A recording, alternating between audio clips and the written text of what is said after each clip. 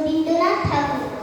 ভগবান, তুমি যুগে যুগে দূত পাঠাইছ বাড়ি বাড়ি দয়াহীন সংসারে।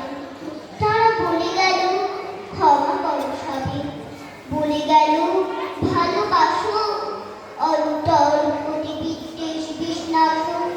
বরণীয় তারা, স্মরণীয় তারা, তবু পাখির তারে আজ দূরে দিনে ফিরালো তারে ব্যর্থ নমস্কারে। আমি যে দেখেছি গোপন হিংসা কপট রাত্রি ছায়ে হেরেছি নিঃসহায়ে। আমি যে দেখেছি প্রতিকারহীন সত্যের অপরাধী বিচারের বাণী